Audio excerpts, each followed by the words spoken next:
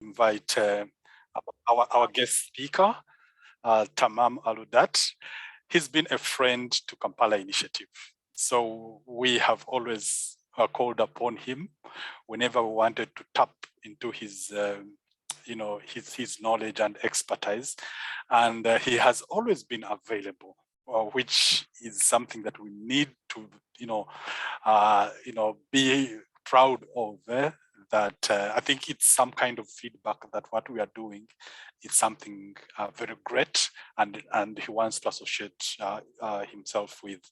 So very briefly, I will say that Tamam Aludat is the managing director of the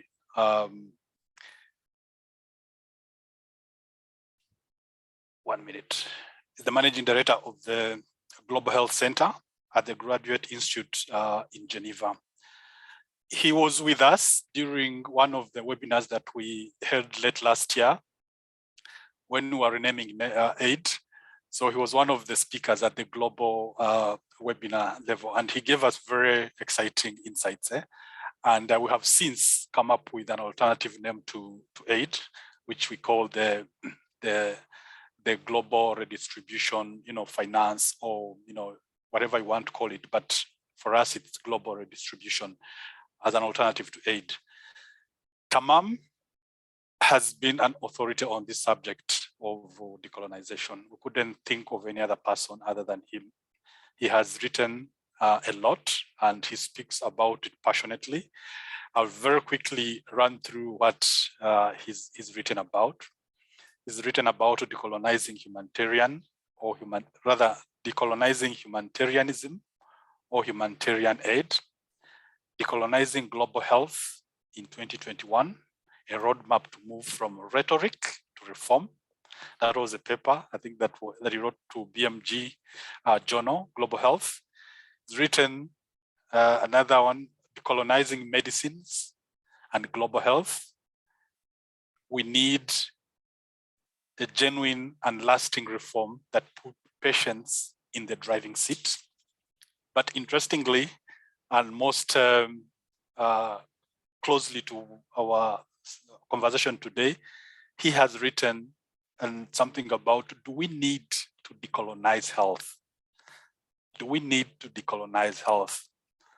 He has also written a lot about how do we decolonize global health? And then finally, decolonization, the many facets of an ongoing struggle. I mean, there's a lot that I can share with you. I'm a good follower of him, and that's how I started my relationship with him. So I keep reading most of the things that, and also to encourage everyone to do the same. So today we are privileged that he's going to be leading us as a guest speaker on a critical theme. How can we mainstream decolonization in our approach to eradicating inequalities, poverty, and poor health? How can we mainstream decolonization in our approach to eradicating inequalities, poverty, and poor health? That's the theme that Tamam is going to speak about to us this afternoon. Tamam, you're most welcome. Take over. Thank you. Thank you very, very much for having me and for your kind words. And Martin as well for giving me the opportunity to speak today and to be a very excited and enthusiastic part of the journey you're taking.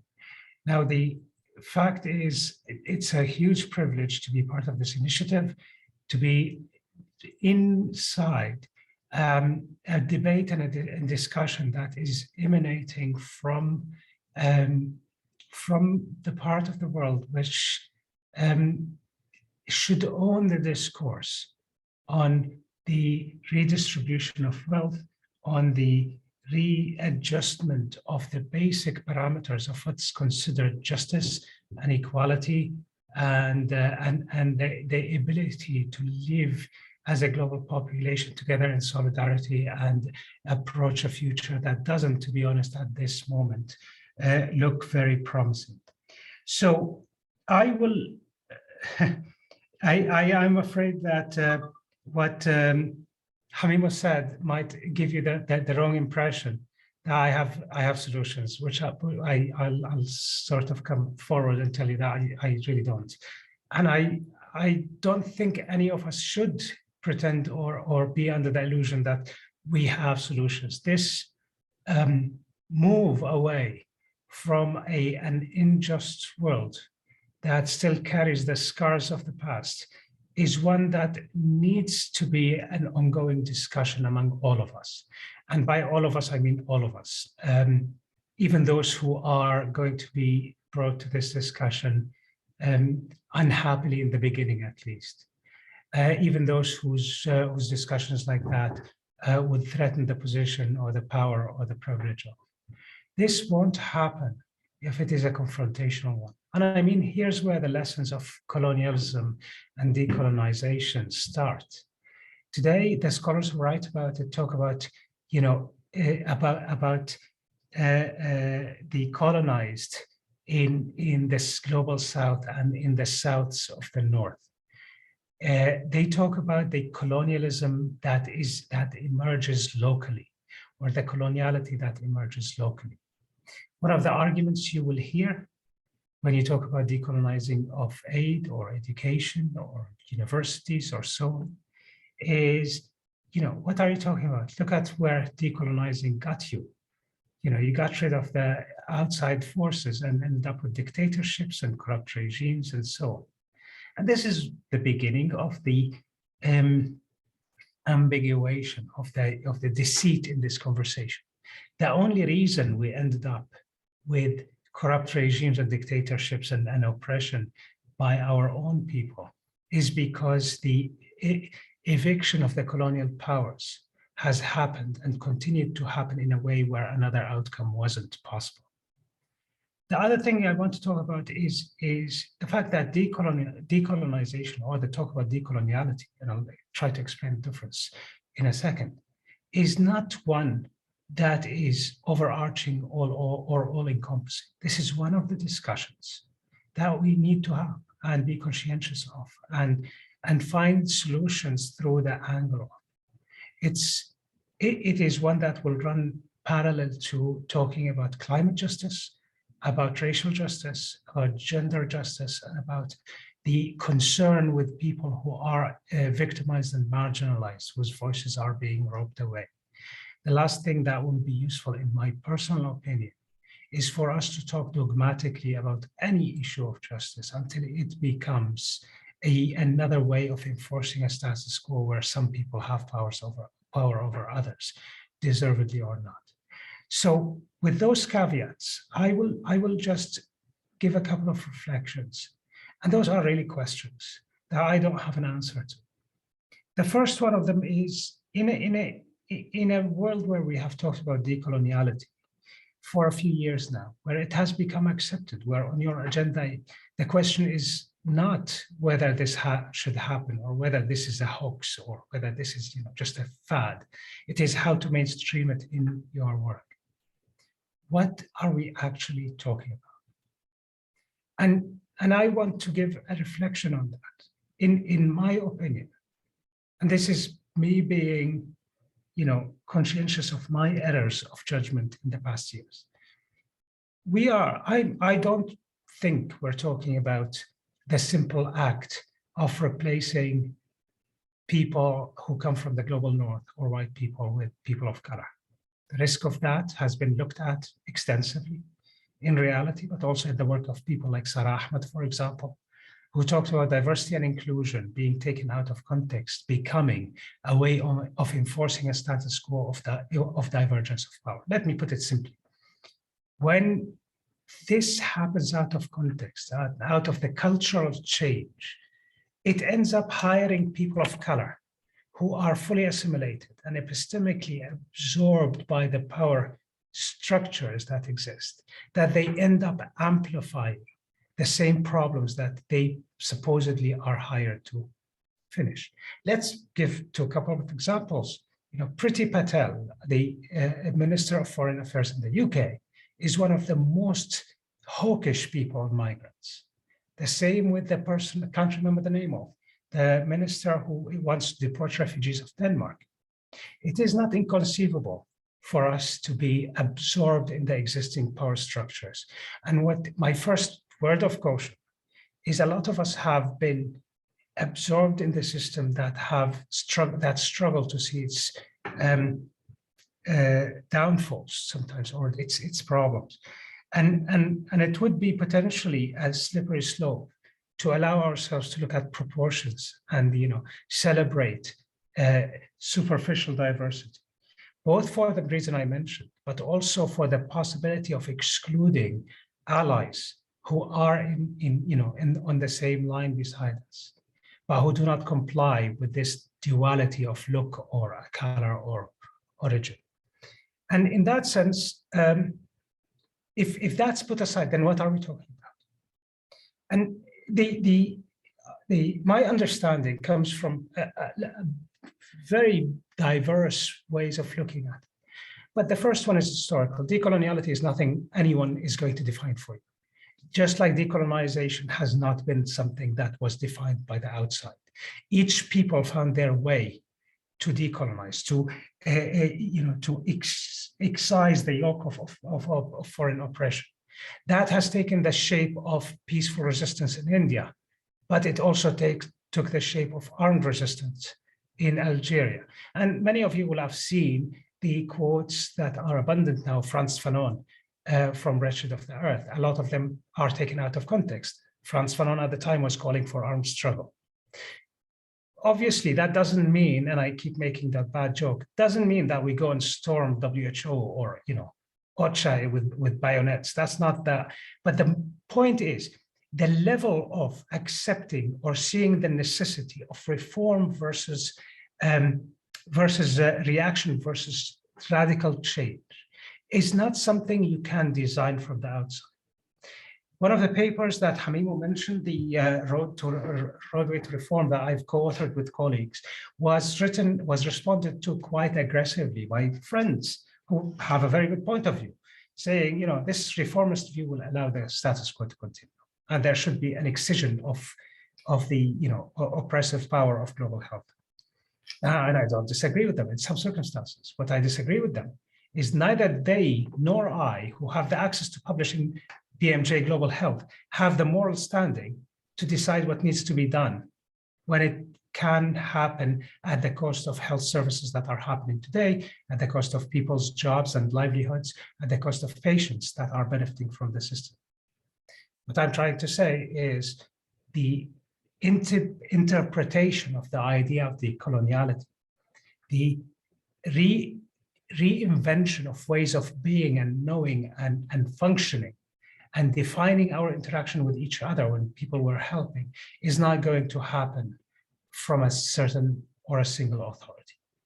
It is going to happen exactly in places like where you are, and by people who are sitting besides those patients and in those communities. And I don't say that in the advertising way of local organizations who want to get donations. I'm saying that there needs to be an ownership of the risk by people in power, and an action that is instigated and followed up by people on the ground. Let me give you an example about what I mean by that. The Extinction Rebellion published a book called This Is Not a Drill a while ago, and it's a fascinating collection of articles that go from the one essay by the president of the Maldives that will disappear under the rising sea level, to the guy who cooked for the protests in London. One of them was a charted, drawn, detailed logistics of closing the bridges in London. And what's fascinating about it was that the purpose of it, the explicit purpose, was to force the police to arrest as many people as possible until they are overwhelmed. So obviously, if I was to hear that plan, I think, yeah, if you're a white rich kid, that's brilliant for you. I can't afford to get arrested. People like me won't get out of that prison unscathed in my country or in London. But that's what they did. Consciousness of that diversity of risk meant that those white rich kids gone and got themselves arrested, and daddy came and got them out, and they will still have a job in the future. While people who need to be there, people of color, people who are going to be prosecuted, people who will not be forgiven, who will be presented as, saboteurs and troublemakers, were put in the back and protected by the people who have relative privilege. And we have a similar situation. Rather than talk about who is legitimate, we talk about what is legitimate from my position. And this is an inclusive approach where each of us has a certain level of risk that they can't tolerate. And I say that fully consciously, that we really don't need martyrs. We don't need people to sacrifice themselves. We need to get forward. We need to do better. And in that sense, each of us can, on their own, figure out the level of risk that is subjectively tolerable and do everything within that circle.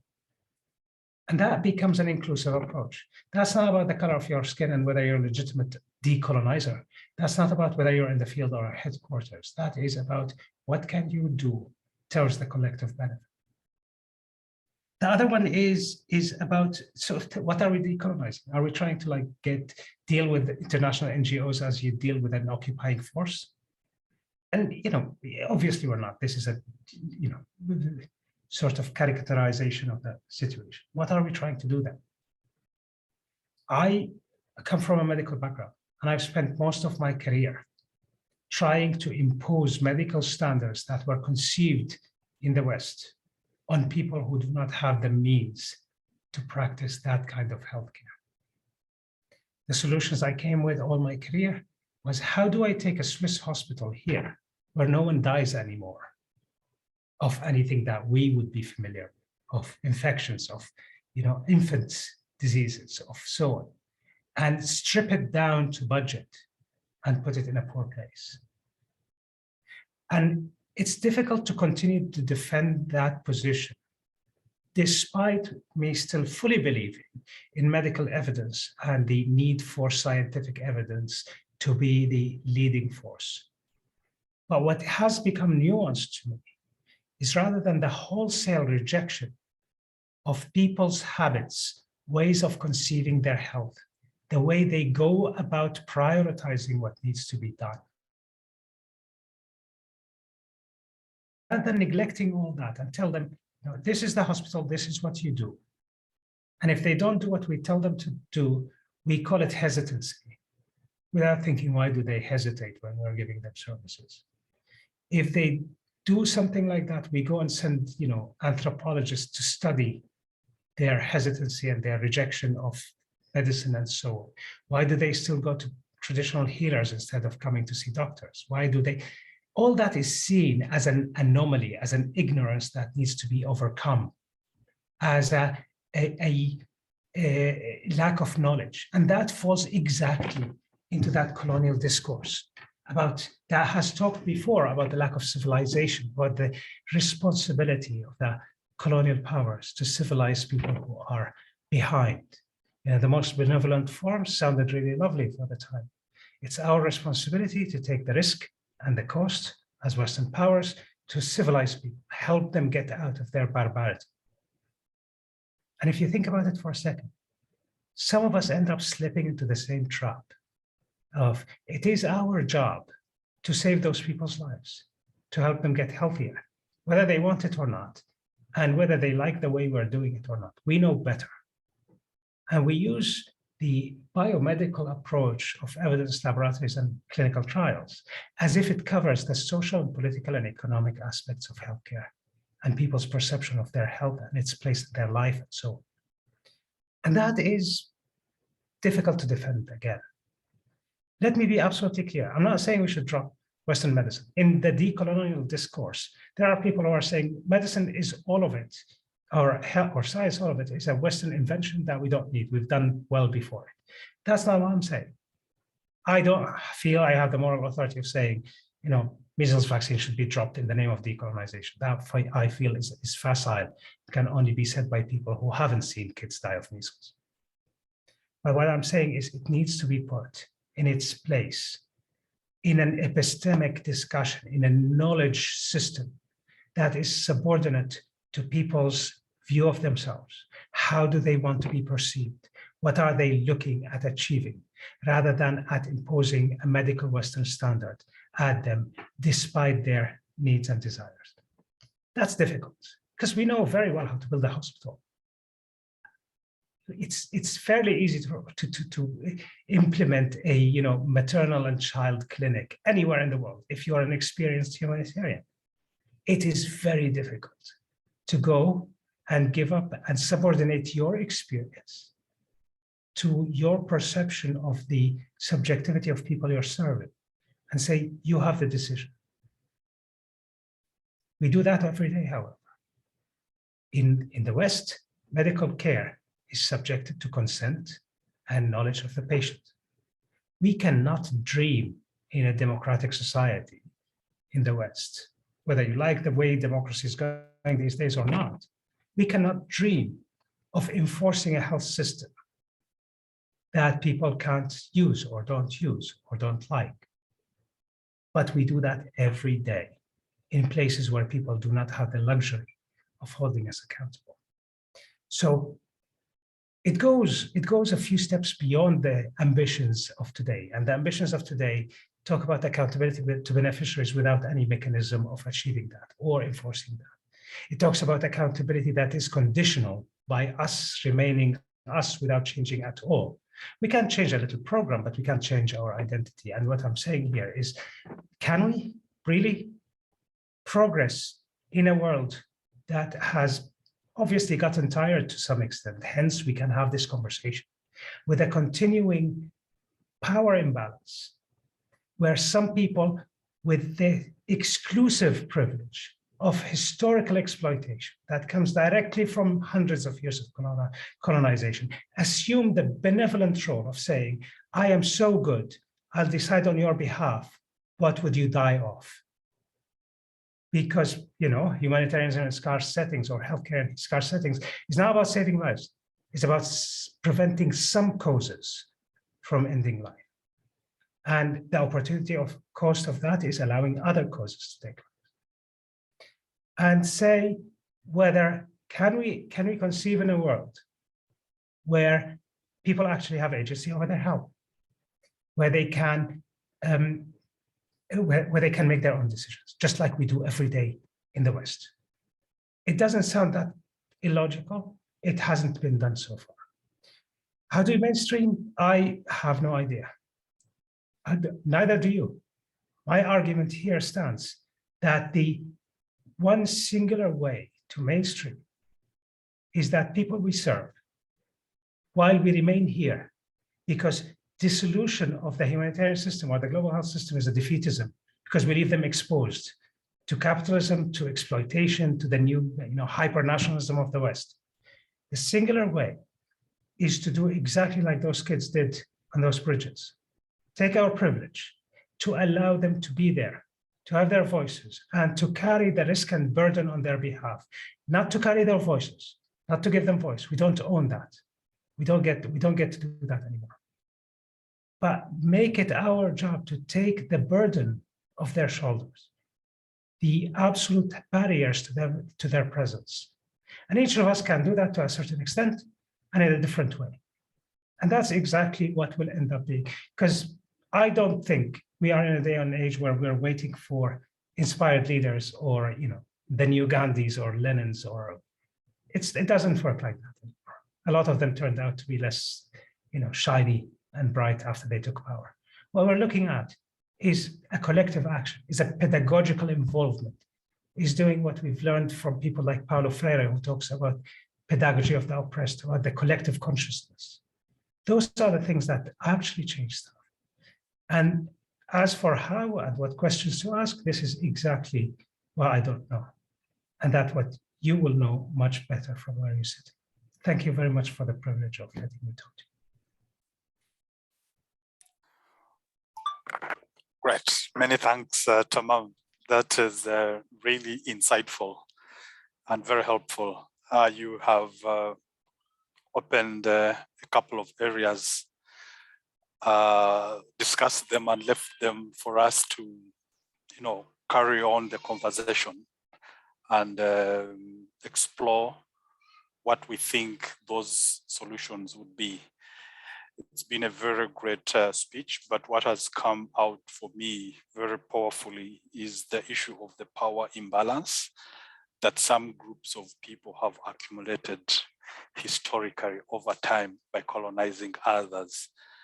And this power being used, this power is creating lots of inequalities, creating poor health, children dying all over, and them being very helpless. In terms of mainstreaming, it's come out very clear to us that no one can mainstream. You can't do it, we can't do it. But it's a question of creating that space where the people who are colonized, who don't have the power, can have the voice, can take actually back their voice and start to engage.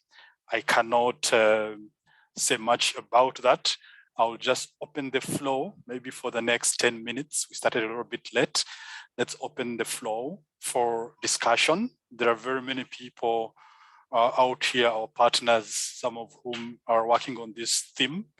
And it will be very helpful if you can chip in and help us understand this whole thing much more. Or we can augment what our guest speaker has told us. But also, if you have a question where you want to, to know more, please feel free to ask Tamam. I'm sure he'll be more than happy to respond to us. The floor is open. You can raise your hand. You know where the reactions are? The hands up, raise your hand. Okay. First one is Ravi. Ravi, can you take the floor, please? Hi. Thanks very much, Emimu, and thank you, Tamam. A very good introductory opening for this session, and has been mentioned in the chat, very thought-provoking, very stimulating. Tamam, your point is about the differences in privilege, and that leads to differences in risk, and how we can take action as individuals. And I think that's very, very, that's motivating, because many of us here in this call, we have different levels of risk. And some of us have more, some have less, and we have to be conscious of that. I wonder if you might also comment about what we can do institutionally. And there's a clear parallel that some institutions have more power, more resources, can take more risks, but those that are willing to do so are naturally pushed to the side, let's say. And I'm actually looking at Martin from Health Poverty Action, which is continuously taking risks and continuously managing its survival. What else can we do? What's another model that we can take? It's not to exclude the risk differential and recognizing how power can be useful that way, but what's another approach that you might suggest? Thank you, Ravi. I agree with you. And my point about the power and risk differentials actually comes. I don't want to appear like I'm trying to solve systematic problems with individual actions, because this is one of the most problematic issues about, and social justice movements. So we're told, there's nothing can be do about, nationalism, capitalism, whatever you struggle with. Let's solve climate crisis by, having organic soap instead of, chemical soap. Of course, this is, an aesthetic rather than therapeutic. The point is, this should be institutional. And my fear is institutionally, I think there should be a really critical examination of the current discourses on diversity and inclusion that are allowing the continuation, like just disguising the problem and appearing to have done something about it. And the parallel I would put here is engagement of many organizations in solving the climate crisis. So I worked for MSF, and MSF for a long time discussed the climate crisis. And then they came up with the solution of MSF, which turns out to be reducing the footprint of MSF in their operations. So it ends up being about let's fly less And let's go and work with an innovative company to have a medical incinerators that are less energy extensive. Neither of those two things is a bad thing. They are brilliant things, but those aren't solving. That these are disproportionately small things that an organization of this size can do towards a problem that is not only a technical problem, but it's a justice problem, it's a social problem, and so on. This is escapism. And in the same sense, organizations need to do more than have a board that is color balanced, as they've gone now to gender balanced boards, and they still have pay gaps, gender pay gaps. They still have glass ceilings. They still have, you can look at organization. Global Health 50 publishes very good data on that. But I know personally of organizations where the directors are absolutely balanced, men and women. But the middle management is almost all men, and the assistants are almost all women. So this is disguising the problem. So a critical examination of what is being presented as solutions for discrimination, and a rejection of that when it's just masquerading, is critical. And this needs to happen by leadership, who need to be pressured into not being allowed to use anesthetic solutions that just keep us sleeping over the problem. The second thing is, I genuinely don't think we can anymore talk about humanitarianism or global health or any of those issues as a technical problem. Mind you, the whole system is built on, WHO is called a technical agency, as opposed to the Security Council being called a political agency. That is ludicrous. We are pushed into being cogs in the machine by being told that your job is just, go do a clinical trial. Tell us, how many doses, how many times. The issue is depoliticizing health is one of the most harmful things I know of in this day and age, because we can't discriminate against people anymore, at least not blindly and openly, according to their color or gender. We can't be racist or sexist openly. A lot of people are, but we can be the equivalent when it comes to health. We can accept a child mortality that's extravagantly high in poor countries and pretend that it's normal, and doing marginally anything about it is, the best we can do. We enforce a status quo that is discriminatory. There will be no economic or political or democratic or any kind of development as long as kids are dying in childhood. Health is we talk about the determinants of health. We don't talk about health as a determinant of the future of whole populations, as a political determinant. So, I stopped being able to deal with my job as, let's go and read, the Cochrane review about this thing or the other. It's not that. It's not that. And we need to be conscious of that. We need to push our agencies and organizations to be conscious of that. I wish I can give you a recipe where people can do that sporadically. Unfortunately, I don't think it can happen institutionally without a threshold of people in the institution making this a fundamental demand. Now that has happened with gender, and this is an incredible advancement. None of us would feel comfortable being invited to our all guy, all male, thing anymore. Doesn't mean that everything has improved, but it means that there's a critical consciousness of the discrimination based on gender. We don't have that about race. There are massive international organizations today that have hired a whole directorate that is all gender balanced, 3 by 3. All of them are white from 2 countries. And I don't know to name that names, but you'll know. So this is still normalized. It needs to be denormalized. It needs to be politicized. And that happens through discourse, through people being, objecting, through allyship, through it not appearing, not being allowed to appear, that, people of color are trying to get better salaries or more positions or so on, and so on and so on and so on. Sorry, I babble a lot. And I end up babbling a lot. I'm very sorry about that. Because I see that. Thanks a lot for that response. I hope Ravi Yeah, you're comfortable where you're standing and seated. I'll take 2 or 3 questions there. And then in the interest of time, we shall close the session and then open up to our members meeting. I can see 2 hands up. I have Danny Goto and Dennis. Dennis, your hand went up first. Could you go first very quickly? And then Dennis, and then we shall request Tamam to respond to those 2 questions. Thank you. Dennis? Thank you for giving me this opportunity. So mine is really, first of all, to thank Tamam for that very good evaluation of events and presentation, precisely.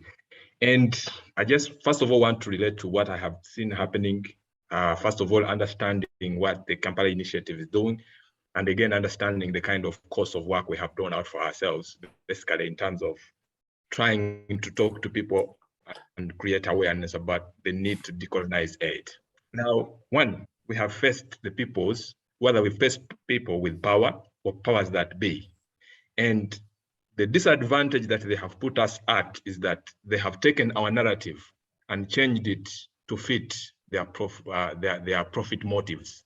I will not give an example, but I'll show that with the private-public partnerships, for instance, public-private partnerships, for instance, the private sector is really powerful and they know how to do research, and they're killing us on that because probably we don't have the kind of resources to do the kind of research they are doing.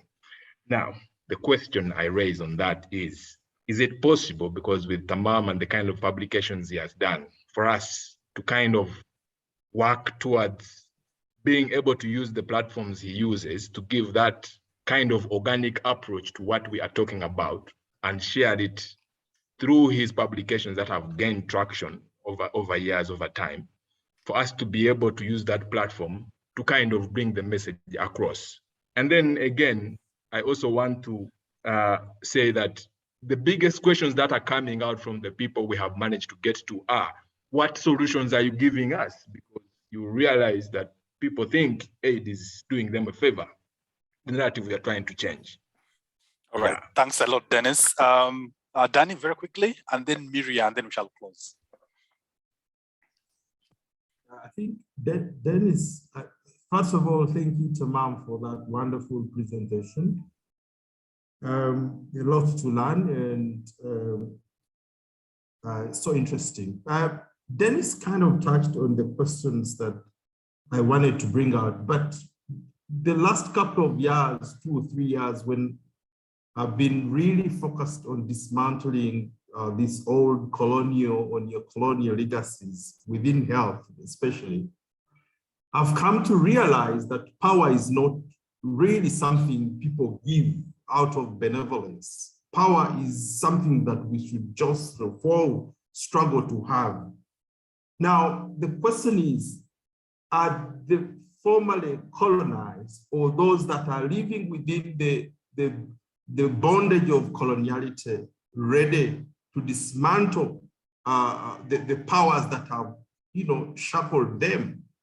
If not, how do we nudge? And I'm speaking from the African perspective, looking at the experiences that we've had with COVID, and where we were, of course, everyone was caught unaware, but we weren't really aggressive enough to assert our position. So if that's the reality, how do we nudge governments or those that represent us to be in position to get to the space where they can speak and their voice makes sense in the global platforms? Thanks a lot, Danny, for that. Finally, Miria from WEMOS. Hi, everyone. Nice to be here. Some of you know me, some of you don't know me. So my name is Miriam from WEMOS. We are members of the Kampala Initiative since the beginning. And I'm listening very carefully to the discussion. I wanted to chip in with some thoughts, exactly because WEMOS is a northern-based organization, a Dutch organization. and is working in Dutch development programs as well, a lot with, let's say, the Global South. We don't have offices or anything in the Global South, but we do partnerships with civil society organizations in the Global South. So, and especially the last couple of years, we have been thinking internally a lot about our own decolonization and our own legitimacy in being, you know, the Dutch is coming down to East Africa and implementing programs. So we try to find our legitimacy in two areas. So first of all, what kind of lobbying, advocacy, and decision makings we are legitimate to try to influence. And for example, it's very clear that we find this legitimacy in the Netherlands, the European Union, multilaterals, where the Netherlands, for example, have a position. But what is happening when we collaborate with Southern organizations where they do lobbying and advocacy in their own governments, and what is our role there? So we see this complementarity with partner organizations worldwide, including in the Global South, to build what is also the vision here, a more equitable and diverse global health architecture, if I can put it that way.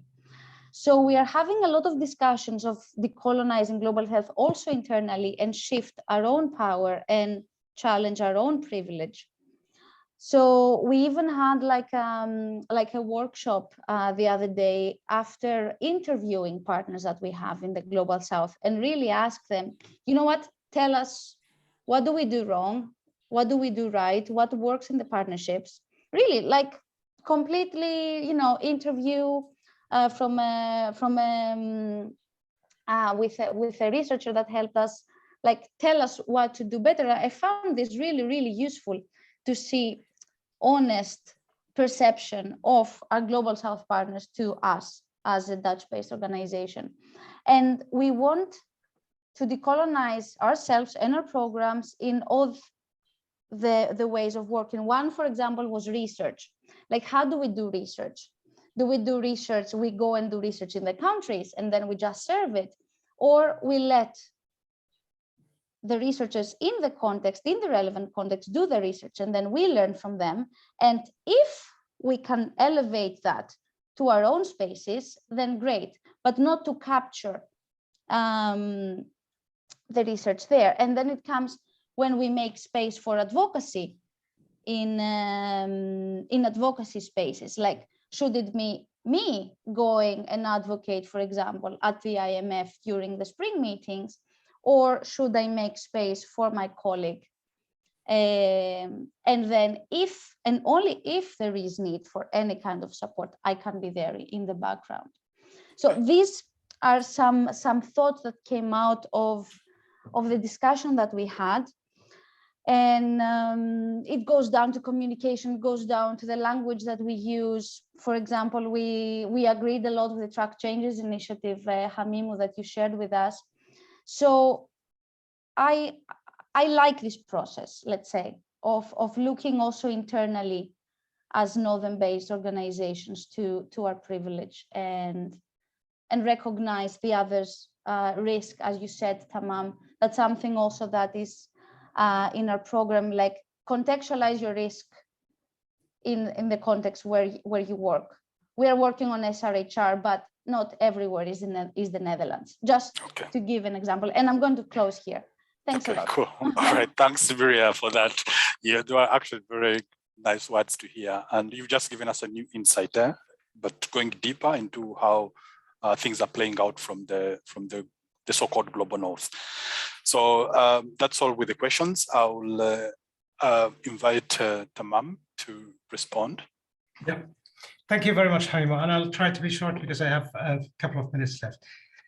What solutions? Dennis, I agree with you. It's frustrating. It's painful to sit there and hear those like big stuff being talked about as if they are just doable. You know, you decide to decolonize and suddenly you're all good. It's not that simple. And I would argue that no one sitting in a project in a community decolonizes. I'll give you what I consider a proud moment in my career that I link directly. I worked in a hospital that has been operating for 10 years. And I was landed as an expat there. And I was told, you have a week to give us the next annual plan and budget. So out of nowhere, this is an international organization running a hospital in a sub-Saharan African country. And I went and I collected the out of freaking out. I was scared shitless because I don't know what the hell to write in the plan. So I collected the senior staff in the hospital. We sat together, we discussed the possibilities. What do we change? What do we not change? Wrote a plan, sent it. And then I asked someone to go and figure out whether we did it properly, whether people liked it. I didn't want to ask myself because I didn't want people to feel embarrassed, sorry, that I did a bad job or something. And he came back and said, people loved it. It's the first time they didn't know that there's annual plans. And my point of pride is not that I changed anything, is that I felt that for once, my common sense has reached a place where my initial reaction wasn't to go sit in an office and write a plan and send it to Geneva to get approved. And I still consider that is my act of decolonization. It didn't carry the banner. It didn't claim anything. It is just my way of doing things that I thought were more appropriate. So the solutions are like that. And there's a culture change, and then there is a wide range. And here's where I want to address what Danny was saying. I mean, you're right. No one concedes power willfully. Some people do, but those are exceptions. That's why I remember them. When we talk about Frantz Fanon, it'd be unfair to talk about him without talking about Sartre, who by forwarding Fanon's like black skin, white masks made him known. And he was committed to the anti-colonial struggle. There were people like that, but those are absolute exceptions. You cannot build a future of us all on the likelihood of exceptional people being in place. So we need to sort of escape maybe the simplistic overthrowing power discourse or changing culture discourse. It happens in a million ways. Some of us will do something and others will do another. I will go and yell in a place so you can go and sound logical. And we will exchange roles and we will find middle solutions. And the problem with this is that goes back to Miriam's point. Miriam, when you're talking about, should you talk in IMF or should your colleague talk in IMF? My initial immediate gut feeling is, should we not bloody demolish IMF? And that is not an option now on the table. So, under the circumstances, yeah, probably your colleague speaking in IMF, the risk here is by us allowing ourselves to pretend that we have solved the problem of discrimination in IMF by having people of color talk in IMF. We're allowing IMF to survive more. I'm not saying this is a bad thing. I'm just saying we are not privileged with simple solutions here. And the biggest risk I see is the infighting that ensues, is us saying, oh, but you're a reformist, that's bullshit. We should, all of us are on the same side. This is tactical, this is strategic, this is us working together. This is what the Kampala Initiative can do. Look at the French elections. There has been a real competition between a fascist and a neoliberal. This is all the options that the French people have. The left has suffered so much infighting that the best they could do is a stale, expired old man that didn't get even voted properly. He has a good history, love him or not. I'm not criticizing Mélenchon. I'm criticizing the fact that the whole French left, with all its history, couldn't come up with a decent candidate that isn't Mélenchon. So this is the risk, is that we have good intentions, supposedly, and then we end up disagreeing on the tactics. And this I think is really risky. And I think we have to have a degree of faith in each other's judgment, a degree of solidarity, a degree of, and this is another thing that the decolonizing movement did, the non-aligned powers, love them or not. Again, there has been a moment in time where the oppressed people felt that they have a common cause. And today we don't. And this is part of creating that common cause and making it flourish, hopefully, once again. The last thing is, I don't know whether this is realistic or whether anyone agrees with me. decolonizing, what's his name? Walter Rodney wrote about decoloniality and its organic link to exploitation, to capitalism, to the nationalism, to the profit motive. And Dennis, you mentioned that, the profit motive. By us pretending that humanitarianism is apolitical, aid is apolitical and has nothing to do with anything, we just need to solve our own problems, we're being potentially delusional about the fact that we are confronting massive powers, not only that we can defeat, that are actually regularly exploiting us into serving their purposes and their longevity and their survival. This is why my initial reaction was, should we actually acknowledge the IMF as a legitimate entity to go and talk it? Maybe yes, because it has consequences on people's lives and ability to access stuff. But there is a meta discussion about why are we in a position where we need to decolonize ourselves? And that is potentially beyond the remit of any of us. Maybe this is a conversation to be had one day. But pretending it doesn't exist probably doesn't serve anyone. And I'm sorry I got, jumpy and excited. Sorry. Wow, thanks a lot, Tamam. We had very many questions to ask, and also I believe most of the members had very many things to discuss, just like Miria from WEMOS. But because of time, we may not be able to proceed. Probably moving forward, we should create platforms where we discuss this idea further and learn more and share more. So thanks a lot, Tamam, once again for your time. This is invaluable. Thanks for being a friend to us and being generous with your knowledge, sharing it with us, and also with your time. We're sure you had very many competing schedules to do, but creating time and coming here with us is very great. I have. Thank you very much. I'm happy we didn't manage to finish the conversation, because then I can hope for next time. Thank you very much, Hamim, for having me. And I'm always privileged to be here.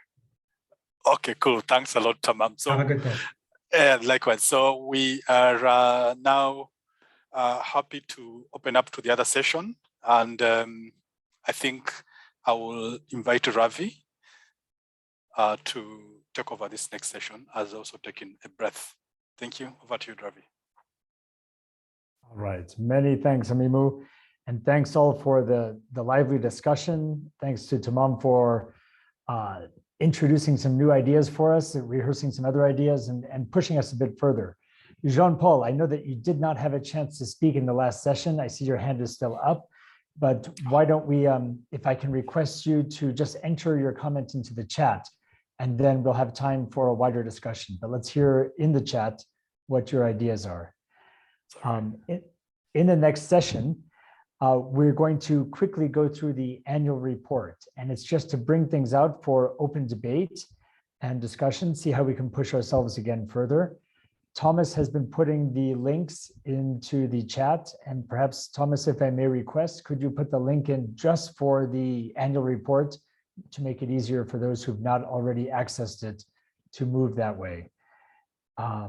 As a brief overview, in the Kampala Initiative, we started off with a series of webinars. Those coalesced into 4 different working groups. 2 of those working groups have continued to this day. They aren't intended to be forever. They're intended to provide a structure for us to be doing something in a focused manner. And those are the Track Changing Initiative and the Public-Private Partnership Group. We've had a 3rd group that's emerged organically, and we'll turn to that one as well. But what I'd like to do now is see if we can get a bit of feedback or a quick introduction from the Track Changing Initiative. And for that, I'm actually going to be turning right back to Hamimu. And for those of you who have not yet seen the annual report, please do take a look at the link, or you can access the report via the link that's in the chat right now. Let's turn to Hamimu. Just give us, and it has to be very short, maximum 5 minutes, ideally less. Okay, cool. Thanks a lot, Ravi. And I'll move very quickly. I chair this subgroup with a colleague of mine, Sparrow, who sent in his apologies. He couldn't make it today, but most of my members that I serve, I can see Akin, I can see Akinenye Obot, I can see Lizzie, and I can also see Danny.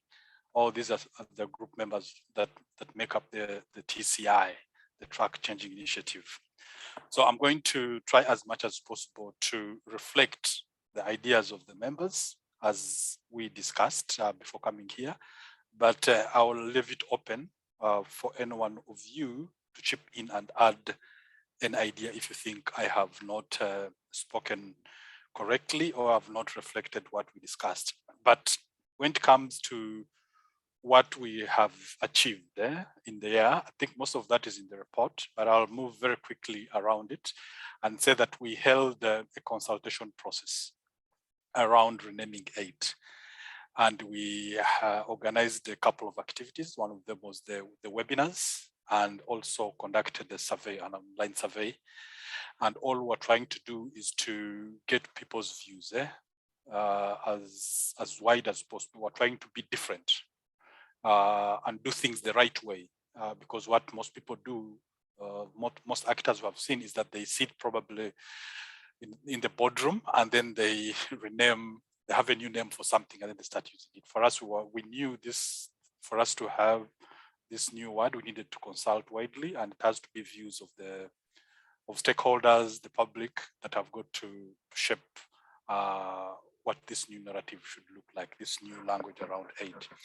So we had 4 webinars, one in Uganda, Nigeria, another in Nigeria, another one in Benin, and one global. And then also the online survey ran for about 30 days. That's roughly a month. And people would submit alternative names to aid. And then we reconvened again as TCR, but also invited members from other groups, subgroups, to join us, and a couple of other stakeholders who had time, but also who also were interested in having this conversation. So we sat down and analyzed all the options that were given. And like you are aware, we announced the global redistribution as a new terminology for us, and we have been using it. We have invited members to endorse it, to pledge to use it. And I think the last time I checked, we were closing into 200 members, actors, both individuals and also organizations, who said they were happy to start using the word global redistribution. So for us, that was a big success in the last year. In terms of challenges, yes, that I think is a constant. Resources, we wanted to do more. And I must congratulate and also thank my members for reaching out, squeezing through their limited resources and making sure that they contributed to this project. So most of them, they were using their own data. They're creating time to make sure that all this project was a success. So our challenge remains resources, and we hope maybe one time we shall have a solution around that. In terms of looking forward, what we want to do, want to dream big, want to do some advocacy around global health, okay, based on the new terminology that we developed. So I want to engage those strategic multilateral institutions and try to do something innovative, but something that will try to engage and influence them so that they can see things in a manner that we think fits within the new narrative, the global redistribution. So we think it's still an abstract, but we want to do something around that. Then secondly, we want to collaborate. We want to reach out to other movements. I think that has come through very clearly from Tamam's presentation, that it can never happen by an individual. You've got to reach out to others. Then finally, we also want to reach out to the other subgroups and see whether we can do something innovative together that can try to help us achieve, but supposed to be around decolonization and also global solidarity. I'll end here and very quickly ask my members if there's something I've left out, please chip in, or you can drop it in the chat box.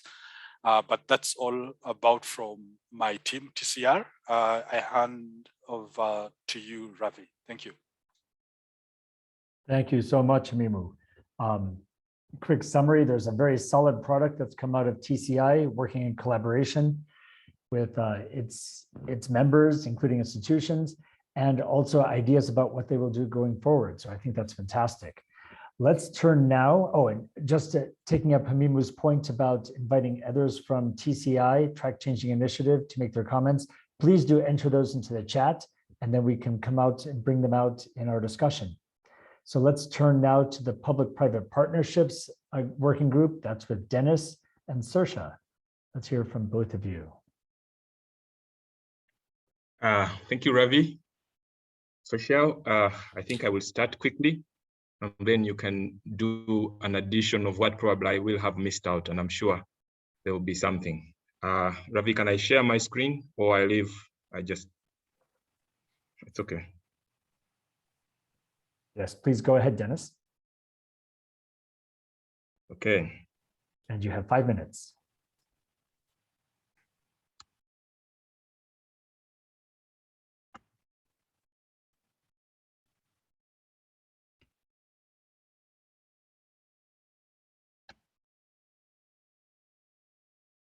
Okay, can everyone see my screen? Hello? Not yet. Not yet. Okay, then my 5 minutes will lapse before I manage to share. So let me just go on without sharing the screen. But the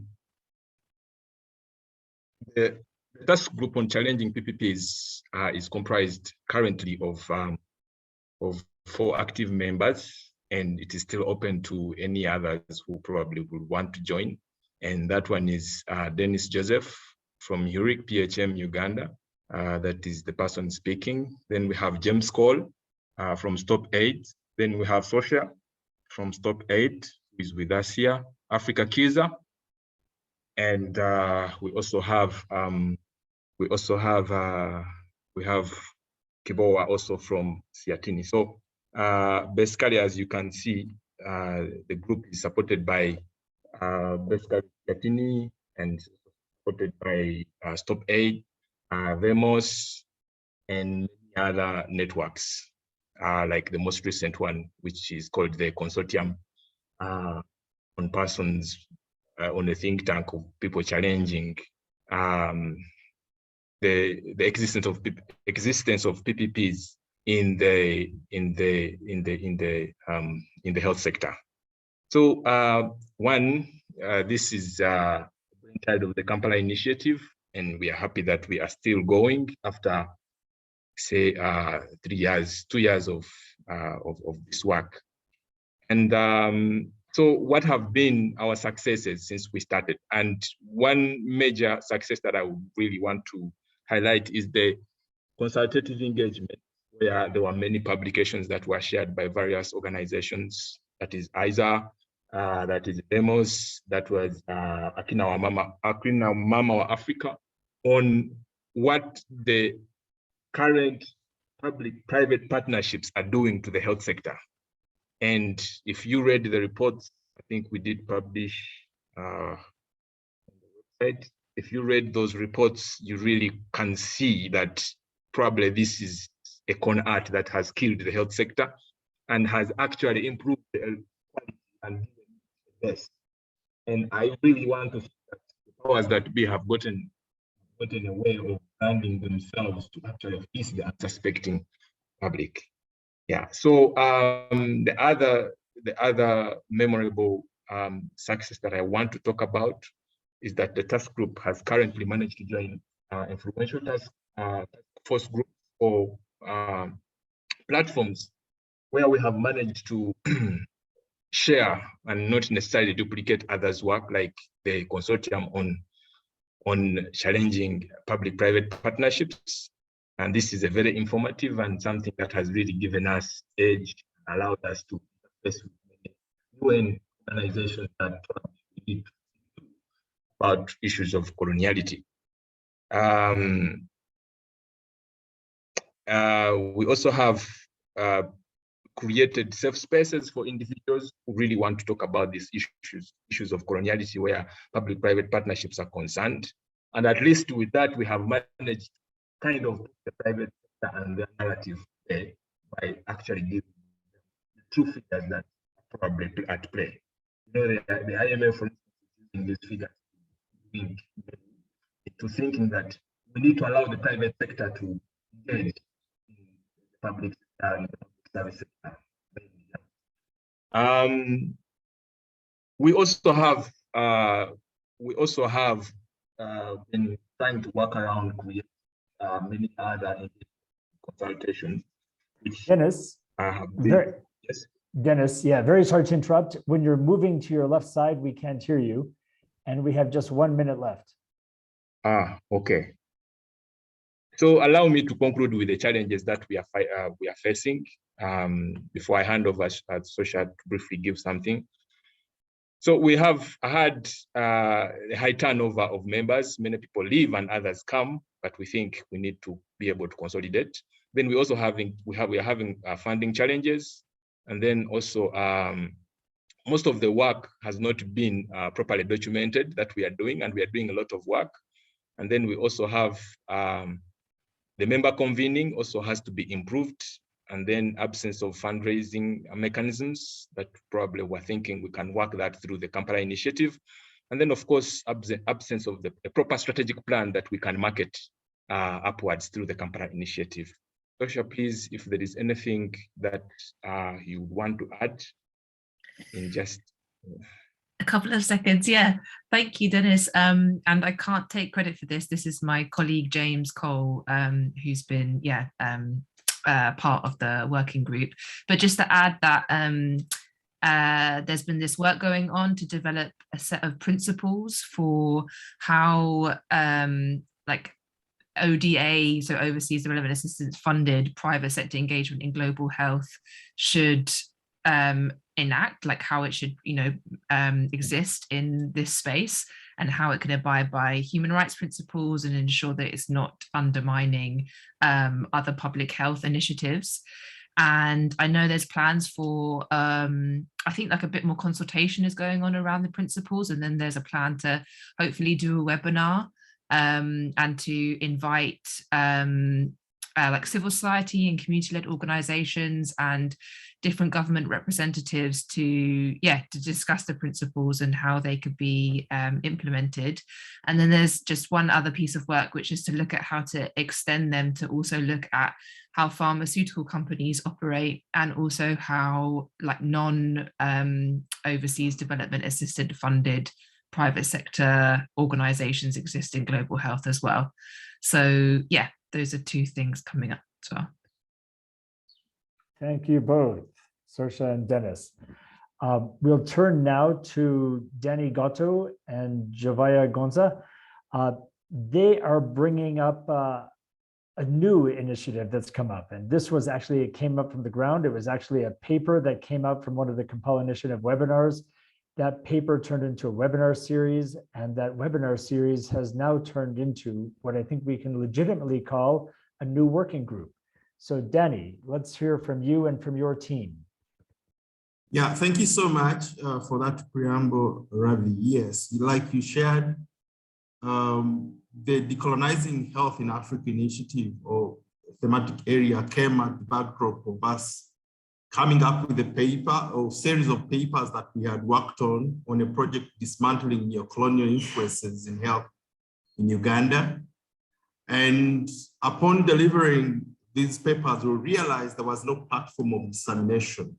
So collectively, members from the Kampala Initiative, PHM, HURIC, and IFODEV sat and crystallized sort of an arrangement to help disseminate the papers, but also give a platform for people to have a conversation about decoloniality and then try to forge a way forward. I'm happy to note that at least we have really generated some bit of evidence of how coloniality manifests within health within Africa. We're yet to bring a significant number of people on board, but evidence is trickling through and people are excited and looking forward to participating more. Secondly, we, just like Rabi mentioned, the emergence of a thematic group is something that we would really want to see come through, because it's going to give an opportunity for members to have a space where we can have conversations about this. But I want to hand over to my colleague Jovia to take mention about the key action plans that we have planned going forward for the decolonizing health in Africa. But for details, there is a report which was shared, which highlights the key activities and the series of webinars that we've carried out. We also have a report about the feedback that we've generated from the webinars and the interest from people going forward. Jovia, can you take over and share the work plan going forward? Thank you, Danny. Hi all, I will just quickly go through some of the work streams that we have come up with for this year.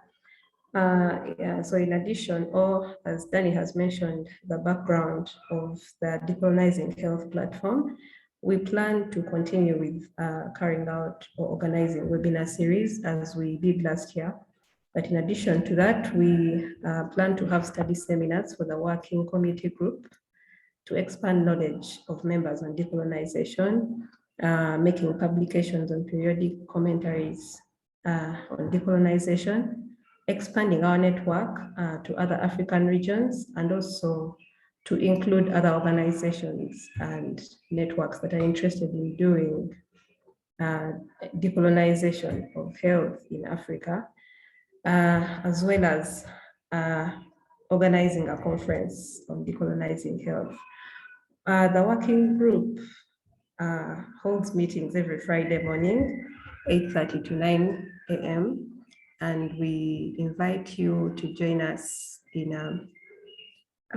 the discourse. You can share what you think we should discuss, and yes, things like that. If you'd like to join us, please contact Ravi. You can contact me or Danny. Any one of us would be happy to have you. Thank you very much. Thank you both, Jovia and Danny. And as Jovia said, there's an invitation to join this group. You can express interest also in the chat right here. Just give your name and email, or you can directly message any one of us, but I think it's better to just be open too.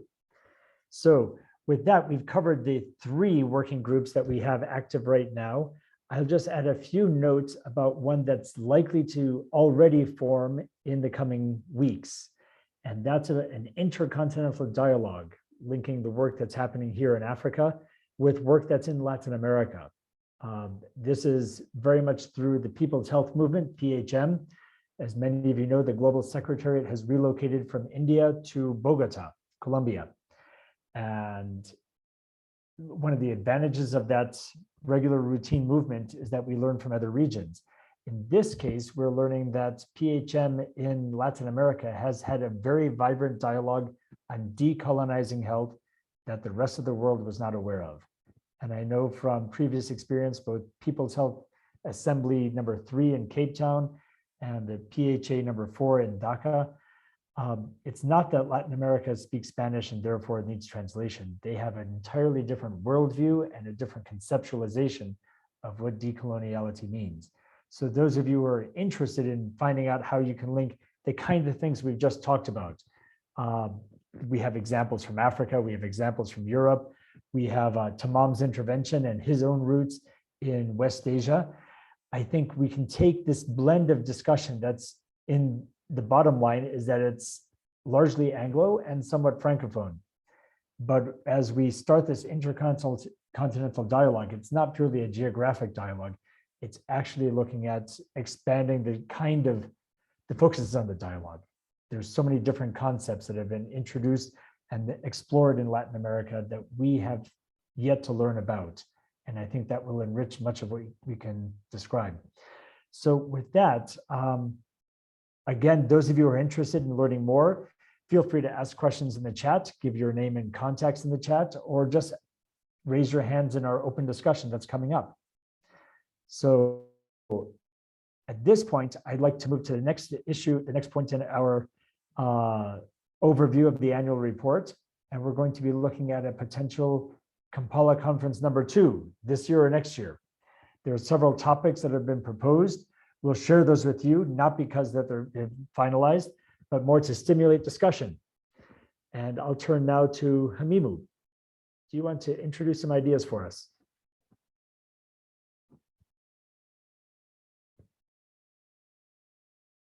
And Hamimu, you're on mute. Yes, thanks a lot. Yeah, so I think that session had a conversation with Dennis. Actually, it's Dennis in the driving seat. So I shall be backing you up, Dennis. Please take over. Thank you, Hamimu. Thank you for giving me the platform once again. But again, I want to hold that much as I'm going to give the discussion, I would expect Ravi and Hamimu to continue and add a bit, because we are really working on this vigorously together. The Kampala conference really is intended to do a follow-up on and probably update members on where we are from where we stopped at the Kampala Initiative, the inception of the Kampala Initiative. And it doesn't matter whether we are back in Kampala or wherever we are. The issue is we feel it's time for us to, we feel it's important for us to be able to kind of put some closure on where we've been and where we are going and how we want to do to it, the strategy of going forward with the work we are doing. And what really now stands in the way is the fact that we need to think clearly on exactly what this Kampala Initiative conference is going to be all about.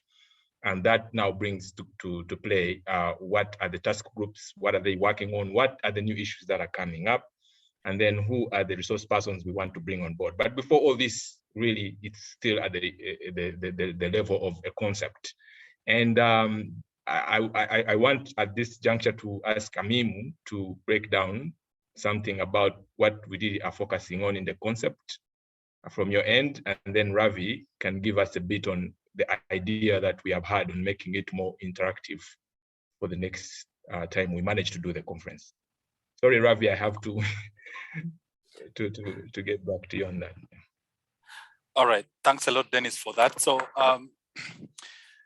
the theme that runs across this meeting was deliberately discussed at the core group level, and also additional ones, like Ravi has mentioned, one around vaccines and stuff like that. So it's something that we have realized is critical for us to work on, and we are looking at the conference as a culmination of this conversation. So the session we had today with Tamam is like launching this conversation, building knowledge, networking, reaching out, rising resources for this conference. So we're looking at the conference, we're looking at that theme, the decolonization, as an ultimatum of this whole debate that we have just started. But what we will be doing probably will develop maybe some track changes, some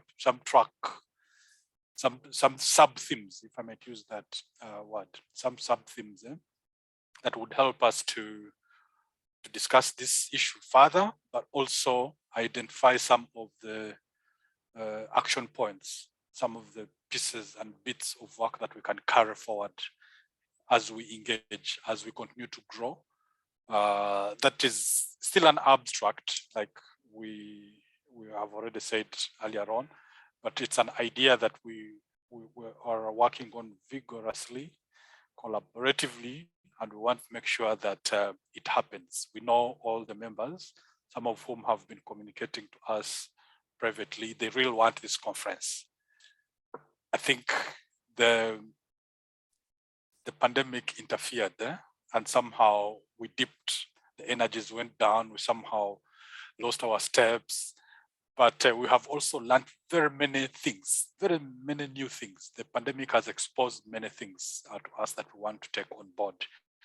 So during the pandemic, like you have realized, we only chose to engage online.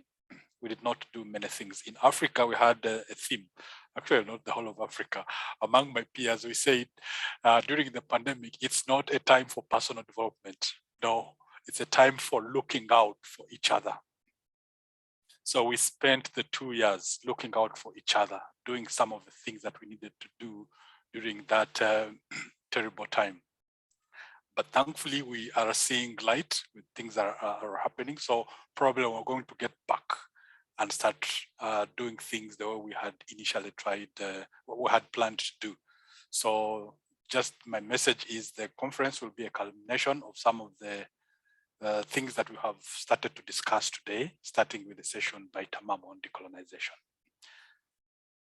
Yeah, that's it from me. Ravi, vaccination, people's vaccine. Yes, thank you, Dennis and Hamimu. What we really want to underline here is that we know that bringing people together adds energy to a movement, and Kampala Initiative is an example of a movement. So what we want to do is come up with ideas, and we're sharing what we've thought of, but we also want to hear from those of you who are new to this. And there are several of you, you know your names. I won't pick on you now, but maybe later.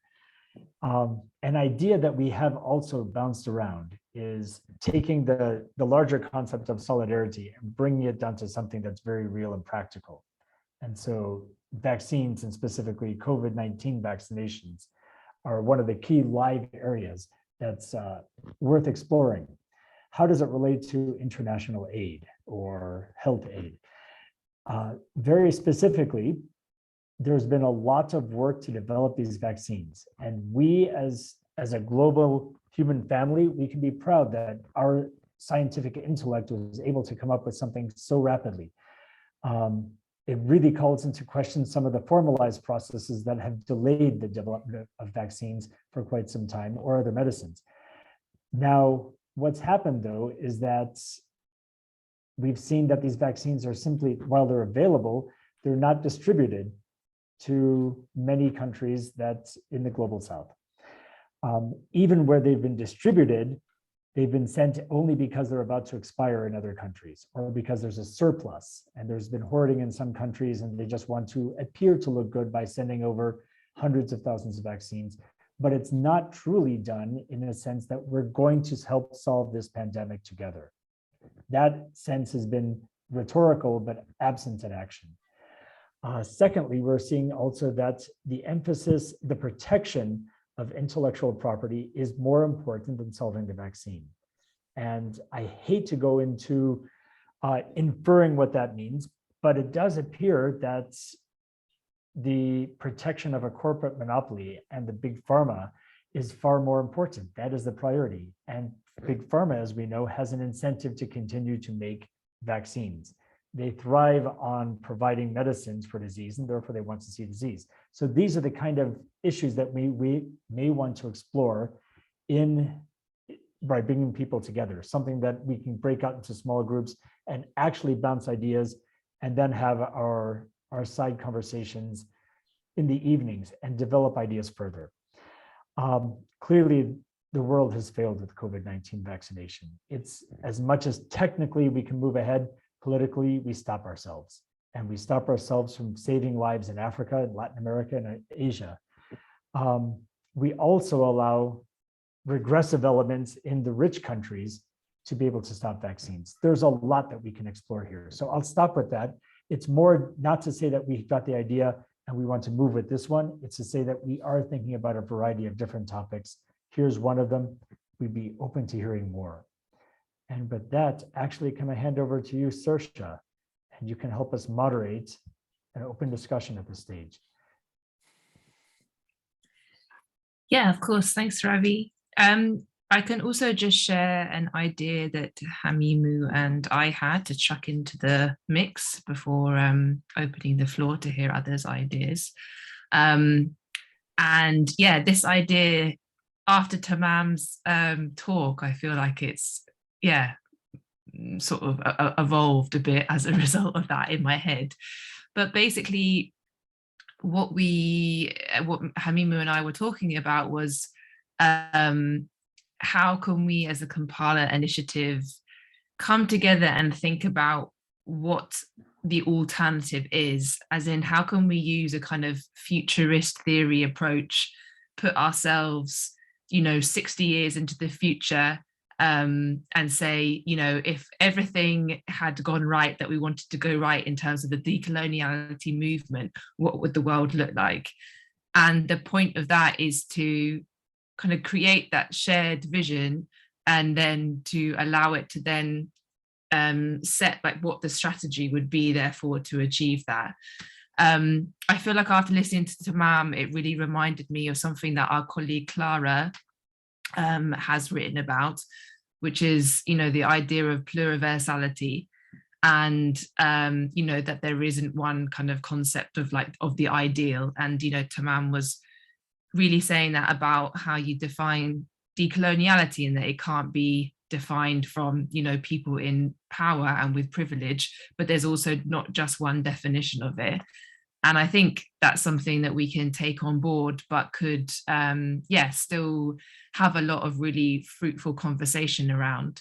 And Hamimu and I thought that perhaps like a way we could do it is to start off one of the days or half of the day listening to different organizations who are approaching this work. Like, we've had examples from WEMOS, obviously the Kampala Initiative, all the projects and working groups that are going on here, but reaching out to other organizations and hearing how they've digested this concept, and how they're weaving it into their work and what they've learned along the way. Because I think, what Tamam was saying about it being a continued conversation is really important. But we felt like after kind of hearing all those ideas, we could, with a facilitator, do this sort of futurist exercise as a group, and see if we do come up with like a shared vision. And even if we don't, I think it might help to solidify some of the plans that the initiative has as a whole, and maybe some of the plans that some of the smaller working groups have as well. So that was one other idea. But it'd be great to hear if anybody else has ideas for topics to discuss.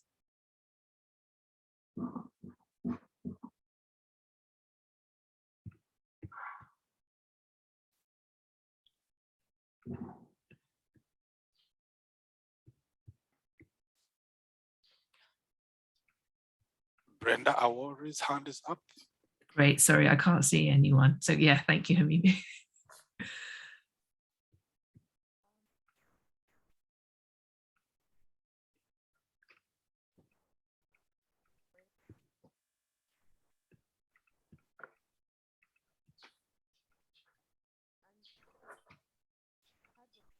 Sorry, we can't hear you.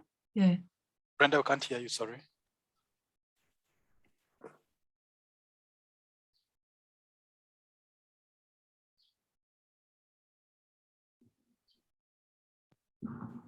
Not yet. Hello. Yes. Yes.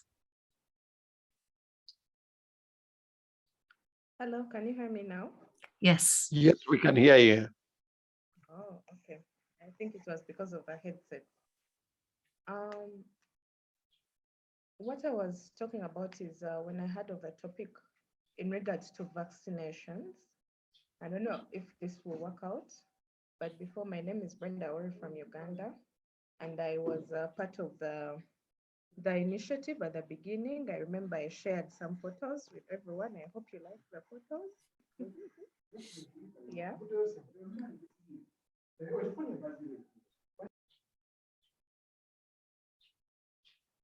Yeah, I'm sorry about that. I was still saying that I hope you all enjoy the photos that we shared on that day.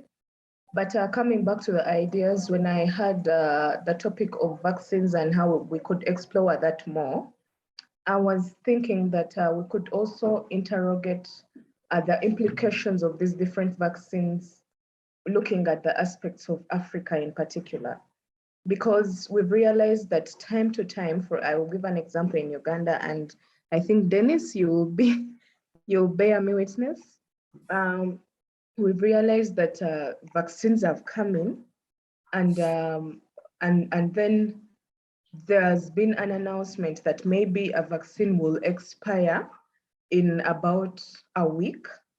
And then there's been calling on massive people to come and vaccinate. That whole rushy decision, an hour for people to come and vaccinate because of the fact that they are expiring within a week. So, and then there's been no communication after that 1 week, what has happened to the remaining vaccines. Yet we've realized that countries have been donating vaccines to a country like Uganda, and they've been coming in bulk. So I think also looking at those aspects of interrogating on the implications and giving some of the examples within our area where we live, some people have been vaccinated and they've died. And yet this vaccination has been quite of like a solution to COVID-19 or to resist the pandemic. So also looking at the aspects of what are the implications really when it comes to Africa, what does this mean? And also looking at that whole scope of because we've realized that countries like some of the countries in Africa, the economy has opened. People, of course, are believing on the vaccines. I can get vaccinated and continue with work, but there've been problems of people having sicknesses after getting the vaccinations. Some people have died. So I don't know if this works, but also really looking at that broader scope and doing the research on what it means for countries, donating vaccines, and yet to some people they've expired. What does it mean to their health? What does it mean to the younger generation? But also the fact that we are looking at vaccines that have been patented. What does that mean when it comes to the negotiating table, like African countries and the other countries in terms of access, but also access that is really, really fair to the people? Thank you. Great, thank you so much, Brenda. I don't know if anybody else wanted to come in, or Maria, if you wanted to speak to your comment in the chat, because it's also about the vaccine session, or kind of connected to that. Yeah? Saoirse, just before Miri comes in, Peter Owiti has had his hand up. Oh, sorry. I don't know why I can't see the, let me change my settings. Sorry, Peter, you go ahead. Yeah, so thank you very much. I just wanted to add to what my colleague has just spoken about. Yesterday, we had the Facilitation Council meeting, and what came out, sadly enough, is that one of the speakers from South Africa said, what's the point of manufacturing in Africa, establishing manufacturing in Africa supported by CDC, yet the COVAX will not buy the vaccines, and COVAX is one of the best buyers for vaccines. And so that made us very much worried that as much as we have pushed local production of vaccines, and many countries have been identified to have the capacity, and then COVAX, which is the main buyer of vaccine to distribute to low income countries, is not buying back vaccine. And therefore, this platform as a solidarity Kampala Initiative should be able to address that in a way that makes those manufacturing plants to be viable in the first place, or be able to expand instead of immediately setting them up and then they are repurposed for other productions. Thank you. Thanks, Peter. There seems like there's a lot of interest on issues that would fall into that vaccine session. I think we need to wrap up and move on, but do I pass back to Ravi or Hamimu? I think now we are handing it over to Thomas. Okay. But thanks a lot for moderating this session. All right. Actually, It's quite okay. It's Ravi. I think it's Ravi Yeah. to talk. Yes, not me. Mhm. Sorry. Right. We do have a bit of time. I will reduce what I was going to say because I think it's more important to hear from one more person. So Miria, if you can go ahead and just elaborate a bit more on your comment in the chat, and then we'll move toward closure. Really, I didn't need to elaborate more. I just threw it as an idea to expand to more initiatives. I put a link in the chat where you can see what we developed at VEMOS with the different initiatives, and we had the framework to assess them in terms of sufficiency, urgency, sustainability, power balance, and prioritization of the public sector. So just an idea that we could do also this kind of discussion besides vaccine only. Mm-hmm. Just that. And we have a webinar on Monday. If you're interested, I put the link. Thank you so much, Miria. All right. Coming to the end of this annual meeting, and do want to see where we are. Now, we've talked about the work that's taken place. The Kampala Initiative, as you all know, is not truly an organization. It's a collective of so-called members, people who share the ideals, have signed on to the Kampala Declaration, and are making a contribution to moving these ideals forward. So what does that mean? It means that we do not have funding. It means that we do not have our own dedicated resource base. And so that, let's be honest, what that means is that we drive ourselves on passion. We bring out the best in all the people here. But without those solid resources, funding and others, then it limits what we can do, because money does matter in some way, even if we don't want it to be the number one thing. So where have we gone? We started off actually with a little bit of seed funding, and we're hopeful that we'll find the right kind of institution that's willing to provide financial support, but we're not holding our breath. We're moving ahead in any case. And you've heard stories about what we've done without funding, and you've heard the intentions and plans for what we can do in the next 1 and 2 years. Some other specific points, just good to raise. We want to have a Kampala Secretariat. Right now, our steering group is scattered around the world, and it has worked. We have a high concentration of people based in Kampala, but as we look toward the end of this pandemic, it would be very good to have a functioning office and secretariat that's truly based in Kampala. That's been an intention for some time. We've given it some thought, and we're raising it now so that those of you in Kampala can think a little bit further about that and perhaps come to us with concrete suggestions. Our communications remains tied to one of the Secretariat members and will be open. That's MMI. You can see it at medicusmundi.org is where you find the Kampala Initiative, the Kampala Declaration, and announcements and a record of all of our proceedings, webinars, and other work. That shouldn't be sustainable. Of course, MMI is willing to donate its time and effort, but in reality, we need to be able to stand on our own, and that does require a bit more resources. Some of that can be in kind. If there's a communications officer who's willing to donate some time, or an organization has that kind of function, that would certainly help us in relieving some of the burden from an unfunded secretariat. But we are looking out for what more we can do. And then finally, the kind of resources. We don't want to depend on money, even as we do continue to look for the right kind of donor. So in-kind support is what makes us work. If something has captured your interest, it doesn't mean it will take over your life, but please do step forward and see what you can do. And I've seen many email addresses coming up in the chat, and it'll be very good.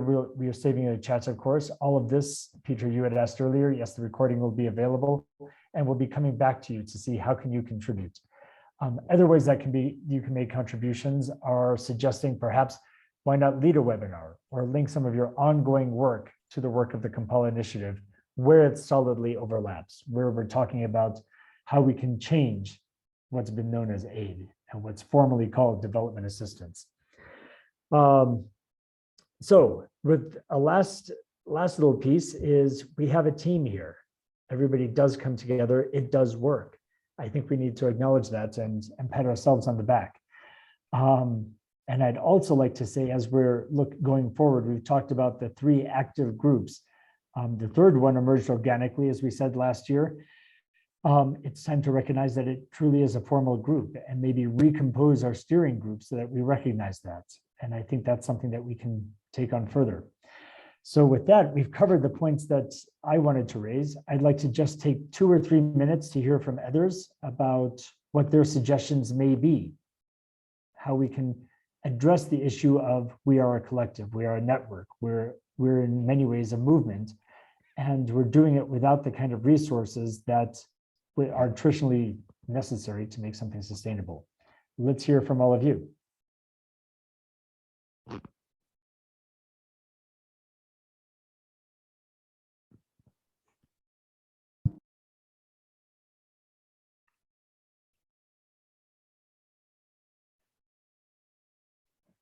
And specifically, I see Hamimu's got his hand up, but before we go back to you, Hamimu, Brenda, as you mentioned, you were with us at the beginning, and you've talked about how you'd like to get involved in a Kampala conference part 2.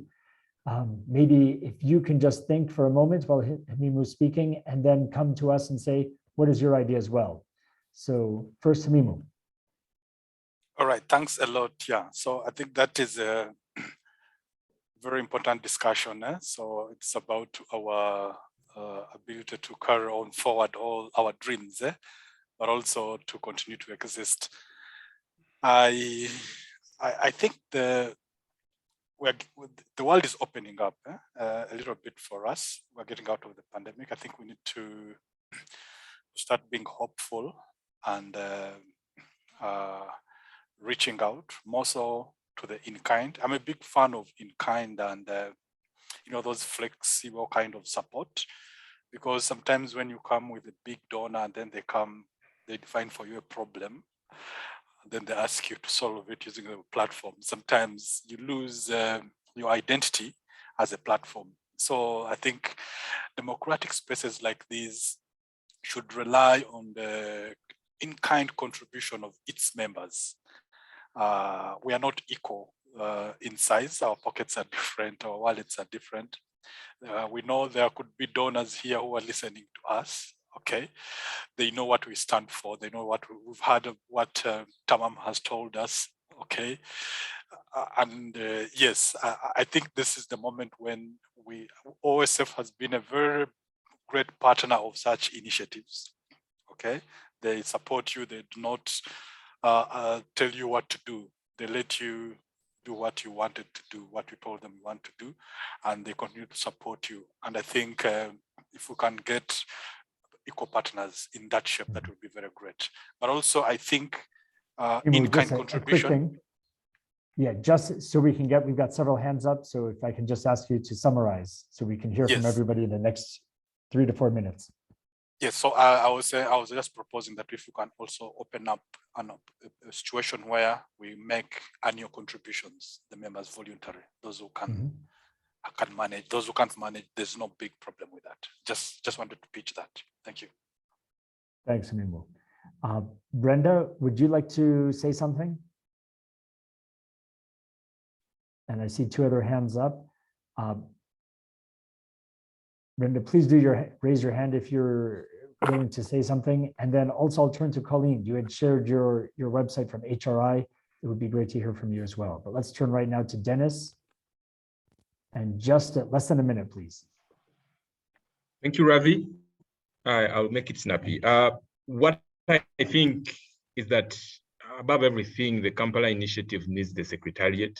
As you know, the issues of communication are very key. There's a lot of work that we are putting out, but I think the traction that it is getting in the Southern Hemisphere of this world is not as good because the communication flow is kind of limited.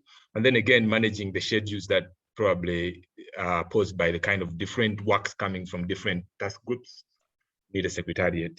And I agree with Hamimu. I've been saying that probably we now need to go into the phase of probably thinking of what people can contribute, not putting a yardstick of what everyone has to contribute, but probably putting an open basket and alerting people that we are open for sponsorship. If rather we are open to anybody's contribution, if you have $1, if you have $2, $5, we make that basket. But I think, again, for it to happen, we need, first of all, to work around the website. So probably we can get people to work around, we can get ourselves who are present to work around creating the website. And then on that portal, we can put a portal for the kind of depositing of the contributions people have. I think for now, that is what I wanted to add. Thank you, Ravi. Appreciate that, Dennis. Yes. And Danny, before we turn to you, I'd like to hear from Brenda once more.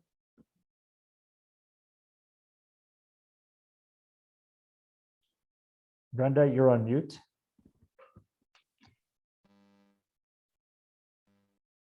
Can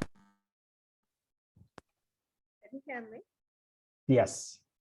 Oh, okay. So one of the things I've realized is that the digital space, also the fact that we had COVID, is more open. So I was thinking we could use social media, we could use websites to upload as much information as much as possible. And maybe probably it's from that one will pick interest in knowing more what we do, and also what we intend to achieve at the end of this day. So I would think of things like small designs, having statistics, putting on our website, but also, as Joseph suggested, that having a portal where there is maybe something like donate, but also us availing every necessary information in form of infographics, in form of short promo videos, I think would be more helpful, because Joseph said we have a lot of work, but we need to put it out there as much as possible for people to pick interest, and that digital world will help us do that. Great. Thanks so much, Brenda. So we'll come back to you as well on tips for communication. Danny, we're coming down to less than 100 seconds. So just a quick word from you. Oh, sorry, Ravi. I thought you wanted me to say something. Yes, Colleen. Okay, please go ahead, Colleen, and then Danny. Yes. Very quickly. I think that I like this idea of paying like a membership fee. We do it for so many other places. Stop AIDS has membership fees, as well as a variety of other networks. So I think that's something for us to consider, where, based on income of the organization. So I think that would be a great idea. I do think we need to have something that is a little bit more of a substantive document that outlines our ideas and our concept and our mission and our vision, that goes into a journal. So I think it could be a commentary for Lancet or something like that. But I do think that this is necessary in order to get this out to a broader audience. And then what we can do is share that mission and vision, and that each of the partners can then and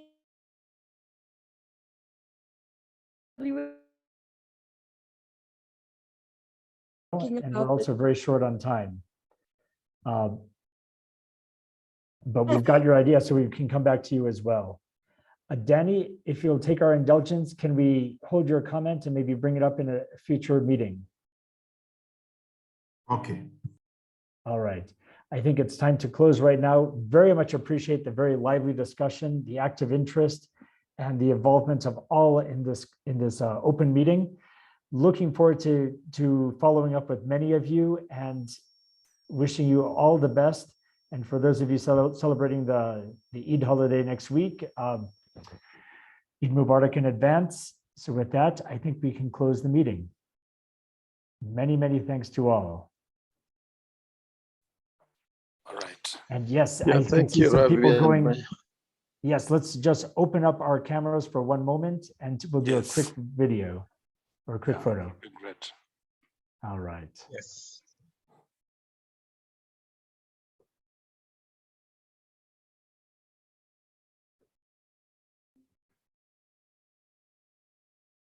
Okay. All right. Thanks all. Thank you, Ravi. Thank you, everybody. Goodbye.